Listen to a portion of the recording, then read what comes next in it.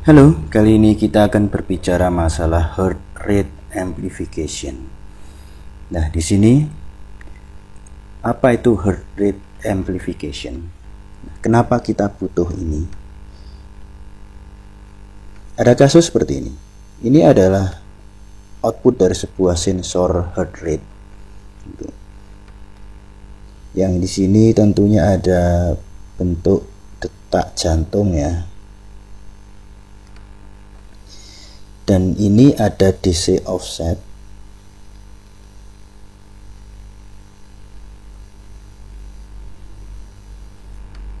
Kemudian ini kadang-kadang turun ini. Kadang-kadang naik lagi. Jadi DC offsetnya itu tidak stabil. Maka kita perlu menghilangkan DC offsetnya terlebih dahulu agar nanti bentuknya semacam ini.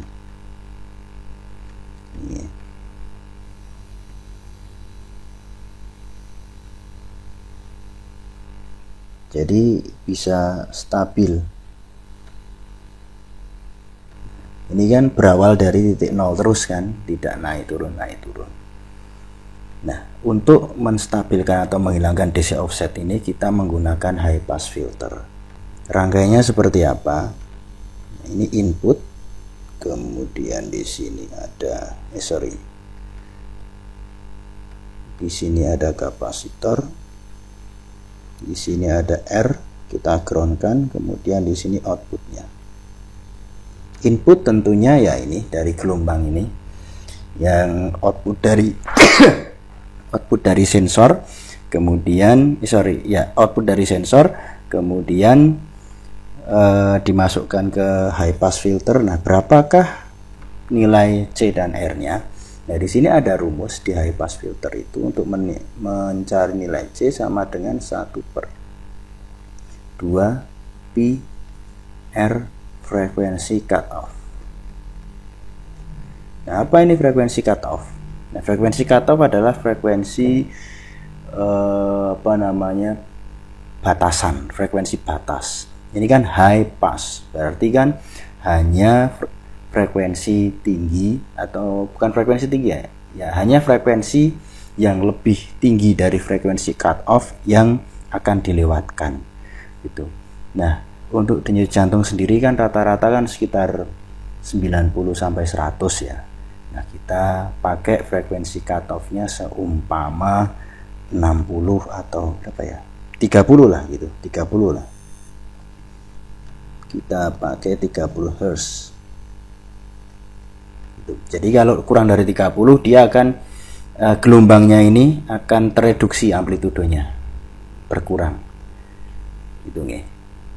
Nah, kemudian bagaimana kalau lebih dari frekuensi cutoff? Ya, tetap berkurang tapi tidak begitu berkurang banget gitu. Ya, maksudnya tidak sebegitu ekstrim terus 0 itu enggak. Nah, gitu. Jadi di sini frekuensi cutoff sudah kita tentukan, kemudian R. Nah, R kita tentukan aja. Di sini 100K gitu. Nah, berapakah C-nya? Ya, kita hitung. 2 kali 3,14 kali 10 pangkat 5 ya, kali 30 Hz gitu nih. 5,3 kali 10 pangkat 2 nanofarad sama dengan 5 berapa? 30 nanofarad gitu nih. Nah, inilah nilai kapasitornya, 530 nanofarad. Di sini 100K. Gitu.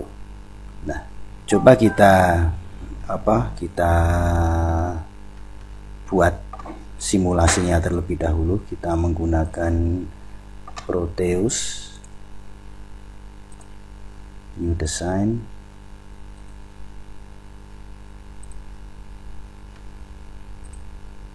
Di sini kita panggil resistor. kemudian 100k, kita panggil kapasitor keramik saja karena skalanya nano ya, jadi cukup kecil saja itu. Kemudian ada function generator sinus, karena di sini saya kok belum tahu bagaimana caranya membuat gelombang detak jantung ya pakai fungsi-fungsi generator di sini, jadi kita pakai gelombang sinus saja.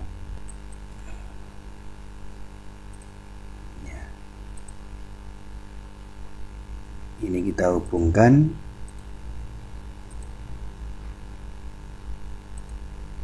kemudian function generator mana? Ini di sini ya. Kok function generator? Osiloskop.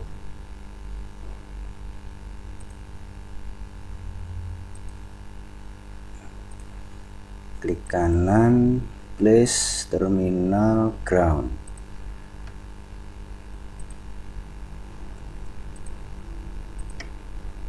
Jadi berapa? Lupa saya.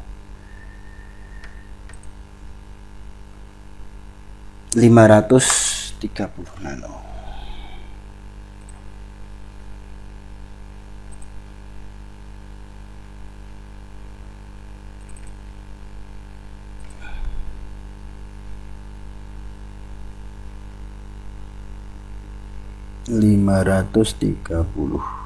nano.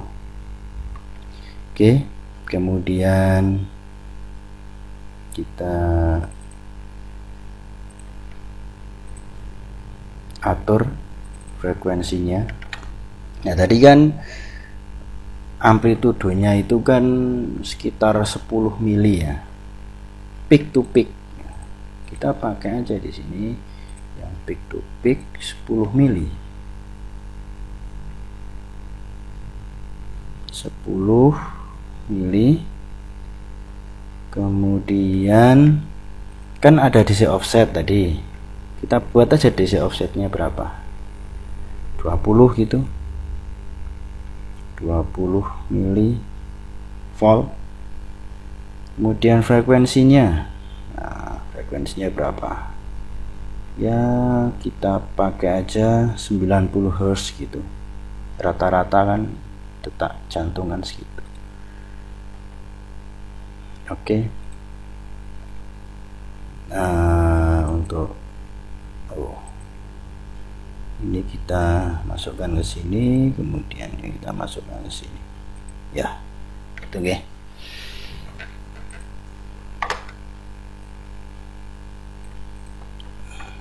Kemudian kita play di sini, play.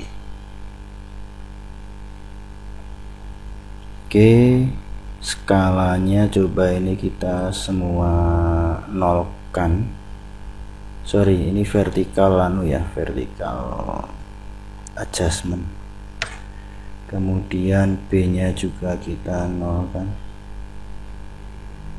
nah, C nya juga ya, untuk ancer-ancer bahwa ini adalah 0 volt.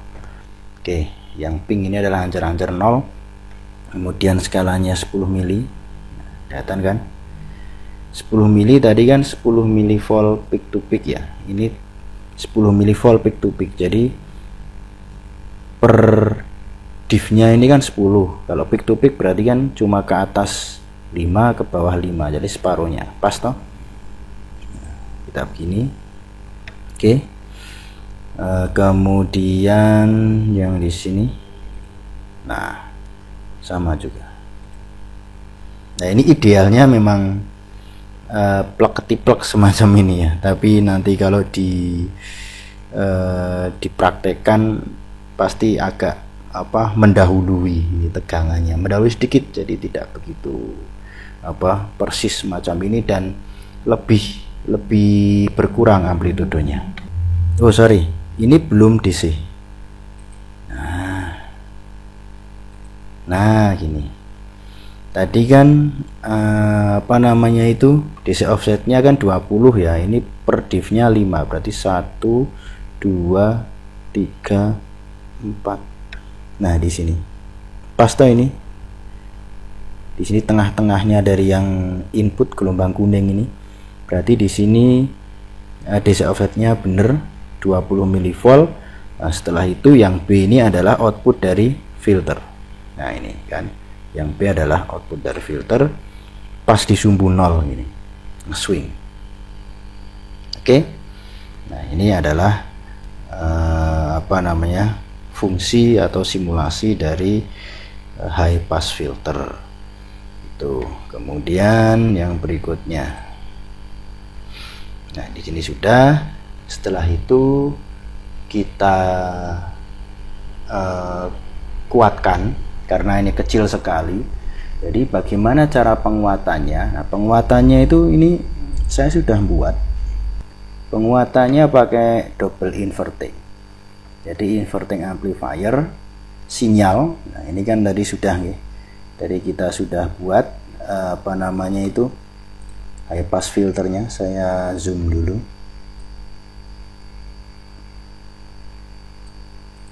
Nah, oke. C1R3 ini kan tadi high pass filternya itu, tapi ini pakai nilai yang berbeda nih. Ini pakai frekuensi cutoff yang berbeda, tapi prinsip kerjanya ya sama saja. Kemudian di sini ada inverting amplifier. Kalau yang belum paham atau lupa tentang inverting amplifier bisa jangan cek di video sebelum ini ya tentang inverting amplifier. Ini kenapa inverting ya? Karena inputannya negatif, kemudian yang plus kita groundkan. Nah, di sini pakai 741 IC 741, berarti ini bisa satu daya ganda. Jadi ini 5 volt masuk sini, yang negatifnya 5 volt ini masuk yang pin keempat. Kemudian ini di groundkan sama yang negatifnya juga yang di atas ini di groundkan. Itu jadi ke atas 5 volt, ke bawah minus 5 volt bisa. Nah, di sini berapa penguatannya? Ini penguatannya di sini 1 million, di ini 1K. Jadi berarti 1000 kali ya, 1000 kali penguatannya. Kenapa? Karena di sini akan kecil sekali nanti. Setelah dimasukkan ke amplifier ini, inverting amplifier, maka gelombang yang di titik ini antara C1 dan R1 ini nanti akan mengecil. Jadi output dari filternya akan mengecil. Kemudian kita kuatkan agak gede di sini 1000 kali. Nah, kemudian di sini karena ini inverting, jadi otomatis kan gelombangnya terbalik. Tadinya positif jadi negatif, tadinya negatif jadi positif.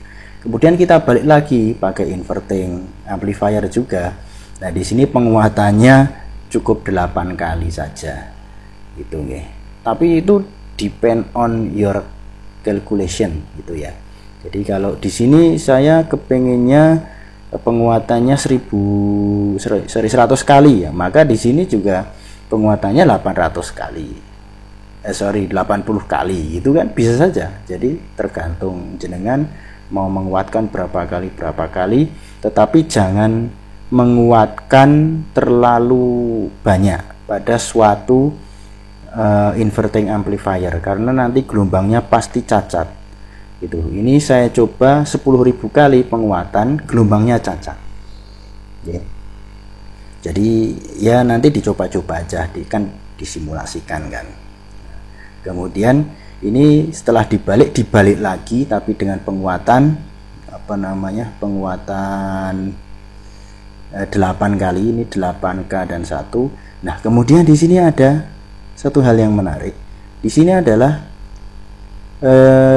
DC offset gitu nih. Karena nanti apabila kita tidak menggunakan DC offset on inverting amplifier itu nanti gelombangnya kan jadi ada yang positif, ada yang negatif kan gitu. Nah, agar gelombangnya itu di atas sumbu X semua ya kita kasih DC offset ya. Di sini tadi kan dihilangkan DC offsetnya di high pass filter karena DC offsetnya kan tidak stabil, dihilangkan DC offsetnya. Kemudian setelah diamplifikasi kita berikan DC offset lagi. Nah, DC offset dari amplifikasi ini kan stabil. Itu cara ngitungnya gimana DC offset ya, nanti silahkan kalau Anda lupa lihat di video sebelumnya tentang DC offset on inverting amplifier di channelnya saya gitu nih. Nah di sini setelah ada DC offset, nah DC offset itu kalau di channel saya ini kan di sini pakai baterai kan, ini dipakai baterai.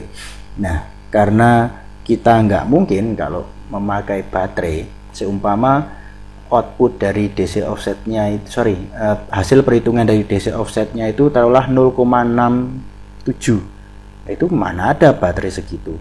Nah kemudian kita pakai voltage divider, ini kan pakai potensio, jadi bisa difungsikan sebagai voltage divider. Silakan jangan ingat-ingat lagi tentang apa ya, praktek instrumentasi elektronik gitu. Nah di sini bisa pakai potensiometer, yang kaki yang atas ini kita hubungkan ke 5 volt, kaki yang tengah ini kita masukkan ke positifnya atau ke non inverting inputnya, kemudian yang kaki yang satunya lagi kita groundkan gitu guys. Jadi ini sama seperti pembagi tegangan, di atas sini ada R-nya, kemudian di bawah sini ada R-nya, di tengah-tengahnya dimasukkan ke non inverting amplifier.